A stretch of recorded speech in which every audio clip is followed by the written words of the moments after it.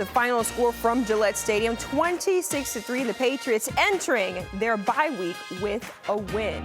Michael Holley, Tom E, Curran, Ted Johnson, Amina Smith here with you. Matt Cassel to join us in a few. And really, the Patriots dominated this entire matchup. But, guys, what I thought was interesting, listening to the broadcast at the end of the game, they said an impressive game by Bill Belichick and the Patriots. Holley, was this more about the Patriots being good or the Colts just being abysmal? I know it's easy to make fun of the sad sack Indianapolis Colts and to make fun of a coach who fired his offensive coordinator this week because the coordinator wasn't doing a good job, and his team responded with 121 total yards. You can't make that up, but this is about the Patriots.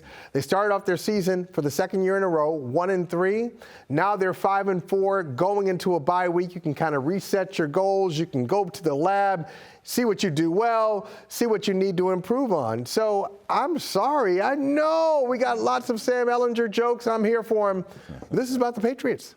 Yeah, and it's a good time to get in the lab, and they should go directly there and start looking at things that they can do on their offense. But, you know, I think what you've seen is there is an absolute concrete evidence that has been submitted that the Patriots defense is capable against incapable quarterbacks. If you're a dual threat running quarterback, well, then you could be a little bit of a problem for the Patriots. But they have proven, beyond the shadow of a doubt, that if they're in against a player who is incapable of running a team or is overwhelmed, then they're going to stomp them pretty good. So at least you know that the defense is a check mark against generally, Ted, pocket quarterbacks. And that's good, but they step up in weight class after this bye week, guys. We all know that. I mean, they're going to play a lot of good quarterbacks coming up in the later half of this season. So that's good to know they can beat up on these cupcake teams. And I thought really they should have put the Colts away. I mean, when you have a team that's playing uninspired, you're basically they basically are throwing away the season. I was hoping for a better performance. The offense really struggled in this game. And you just don't go into this bye week with feeling really anything good about this offense. The defense was great against really what was a papier-mâché offensive line for the Indianapolis Colts. But still, nonetheless, 9 sacks is 9 sacks. So the defense played like I think you should expect them to play. The offense still seems to be sputtering. Even though they put 25 points up. The Patriots finally above 500. They're going into this bye week. And I know you said that, this is the Colts and they could be better on offense. Obviously, the Patriots could be better on offense, Ted. But what does a win like this do for the Patriots going into the bye week when this is the part of the schedule where they're supposed to be winning? Yeah, no, absolutely. 5-4 is so much better. Than 4-5. I mean, clearly, this is going to feel good. It just would have been a lot worse, guys, if they would have lost this game. Because if you lose this game against a much more inferior opponent, then it's really going to be a long 2 weeks. And so the Patriots really have to look at themselves hard. You guys look at themselves in the mirror, do a lot of self-scouting, and decide what kind of team they want to have going for the rest of the season. Because right now, this isn't even close to being a playoff team, even though at 5-4 they're in the playoff. Well, I don't know how you can say that. Not even close. If you're 5-4, and one of those teams you talked about that they have coming up right after the bye, who? The New York Jets. Yep. The Jets, who I think are about to beat the Buffalo Bills today. So. Not a great team. They are a good team. I can't keep telling you, they're a good team. Good defense. Yeah, they're a good team. They're a good team. Buffalo. We can't say they sucked last week and then come back. I didn't say they sucked last week. I said they didn't play well against the Patriots. I thought they beat the Patriots last week. I've been saying all along. Okay, wrong address, Tommy Curran. I've been saying all along that the New York Jets are a good football team, and they happened to lose, and the Patriots went into New York last week and beat the Jets at home. So they beat a good team last week. Yeah. They beat a team this week that they were supposed to beat. They were 1-3 last year, came back and made the playoffs. They're 1-3 start off 1-3 this year. They're 5-4 going to a bye. What's the problem? Yeah. There's no problem. There's no problem. You got no problems, Jules. We're good. But you don't have any problem with this offense? No, there are problems. What do you lean on with this offense? No, because I look at it and I see a lot of uneven performances throughout the league this year, and nobody really cares. Like last week, the Dolphins are ahead of you. Last week, the Dolphins had to come back against the Lions and win by 4. Who cares? Nobody. Because they beat them. But they got skillful receivers. They got great tight ends. They got a quarterback that's playing really good right now. But they also have some defensive problems where they give up 30-plus points. They gave up 30-plus points to the Bears. 32 to the Bears today, 27 to the Lions last week. So the Patriots struggling on offense against a pretty good defense. Well, they gave up 3 points and they won the game. They're over 500. So I really don't look at it and say, well, let me just focus on the offense here. I will say, though, the Jets, they just beat the Buffalo Bills 20-17. That final score for that game. The Jets are a legit team. Let's bring in Matt Cassel. And Matt, taking a look at this matchup, the Patriots taking on the Colts. What was your biggest takeaway from that game? Well, I think if you like offensive play, then you probably didn't enjoy that game very much. But from a defensive standpoint, it was impressive on both sides of the ball. I thought both of those defenses played well, but the New England Patriots, the way in which they came out and just absolutely dominated from start to finish, special teams stepped up as well. And it's sometimes going to be like that, where your offense isn't able to get going. You put together some drives, but they stalled out. They had the one touchdown drive that was a result really of the punt return that they had in the second quarter. But at the end of the day, it's a win. They're going into a bye week. They can go and evaluate themselves, make corrections, and hopefully get going in the right path during the second half of this season. I think what's the most discouraging thing about offensively is, yeah, they didn't have Cannon, they didn't have Andrews, they didn't have Devontae Parker, but there's nothing that you can look at and say, well, they're just this far off. It's a myriad of things that they have problems with. They couldn't get Ramondre Stevenson going on the ground. Realistically, they averaged 2.9 yards per carry. There were fumbles by wide receivers again, Jacoby Myers and Kendrick Bourne. Mac did not look sharp. He looks jumpy. He looks like he thinks he's about to get hit. I didn't like the slide inside the 3. I understand the mentality behind it. But if they were just missing, I would feel more confident. Absolutely, they're 5-4. So what they can do after this game is sell optimism, say we've bought time, say we're going to get in the lab, we're going to fix this. We can hear after the game from Bill, from Mac Jones, on Tuesday from Matt Patricia and Joe Judge, that we got to be better, we got to be better, we got to be better.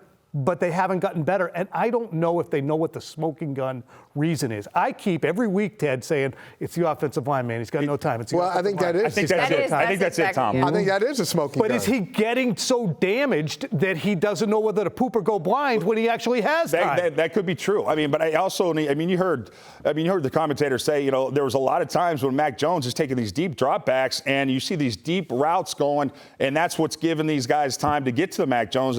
He's got to get help from the play callers too. So the play callers got to give him more options, more second level kind of dump throws when on those deep kind of routes that they got. And so Mac Jones isn't getting a lot of help clearly from his offensive line, but his play calling too. And you know what? You could clearly see this was a game the Patriots were worried about losing because they leaned so heavily on their top 2 players on offense, which was Ramondre Stevenson and Jacoby Myers. And at the end of the day, their numbers weren't great. But you could just see the Patriots, they're not tinkering. They're not trying to figure out what they want to do on offense. They're like trying to win these games. Well, yeah, that's what you're supposed to do. Right. I mean, I don't want to mess around with the I get it, but that makes me worried that you're leaning too much on these guys. Well, I would say with the offensive line point, and I want to hear you on this, Cassel. The offensive line, once again, Isaiah Wynn was out there, had another penalty today. So you got Wynn. Cole Strange gets that. You got Cole Strange, who was sitting down. You got Ferentz, who was in for Andrews, and that is a downgrade. And, we didn't hear much today from Trent Brown, but every time Mac dropped back, you'd look at it, and there wasn't great protection there. So I understand why he's jumpy.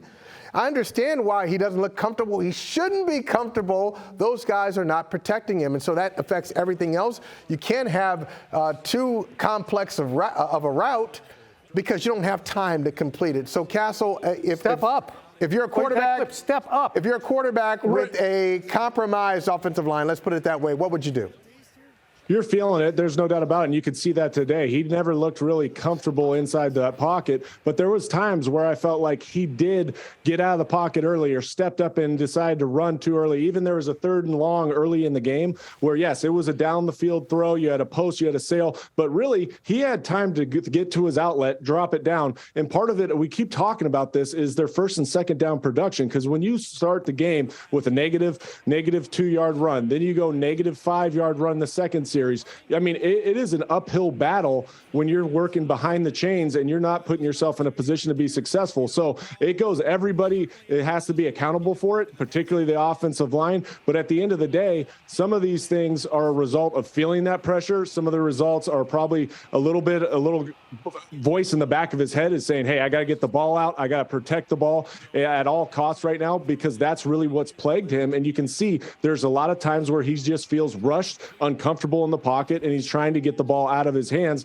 so a negative play doesn't happen. And Curran, I heard you say, Mac Jones needs to step up in the pocket, but how does he do that if he doesn't feel protected by his offensive line? Because, if I'm Mac Jones and I'm out there and I see these guys coming at me and I know my offensive line isn't equipped to protect me, I'm trying to do whatever I can to stay upright out there on the field. Well, I played football until I was a sophomore in high school, Silver Lake Regional High School. So I'll have you know, there were opportunities, it seemed, on a couple of those clips, and some it collapsed down the middle, but there were opportunities to step up. But it is the jumpiness, and I believe, as Ted pointed out, that we're not seeing a lot of crosses. We're not having the overhead view, but I heard Adam Archuleta on the telecast say they ran 3 verticals there. It was a third down or something. You have to have crossers. You have to have crossers for a struggling offense. I need a second source. Exactly. That's not enough for me. But without a classic slot or a James White or a Julian Edelman, those kind of underneath guys to hit who will make yards after the catch. And Jacoby Myers has improved at that. They are a little bit handcuffed. But again, Mac Jones is regressing, and I don't know if it's a byproduct of the coaching decision to put those guys in place, whether it's the coaching and the play calling, whether it's the offensive line. Yeah. But in the end, the concern has to be, how badly is Mac regressing, and can he be dug out and rehabilitated? And that's the worrisome thing about this game. I think, you guys, I think Tom just kind of hit it on the head. When's the last time Mac Jones has had a good game where he looked comfortable, like he looked like he was in control? You have to go back to last year. We're 9 games into the season, and Mac Jones still looks like a cat on a hot tin roof in that pocket. And so, it all started back in training camp with the coaching change. He didn't buy in early enough. And even if he's buying in now, he's just not comfortable in this system the way things are right now. And you got to be worried if you're a Pats fan. Well, Ted, I said in pregame, the last time he dominated in the game was against Jacksonville. That was in December. I think it was the day after Christmas. Had 3 touchdowns, no picks. The last time he had a game with no picks before today was January 2nd. So if you look at it, maybe it's manage those expectations. You got to take them down really, really low. This is a team that turned his season around last year in a negative direction. They came out of a bye. They took on the Colts. Mac Jones threw a red zone pick. They got behind, and they lost that game, and their season spiraled out of control.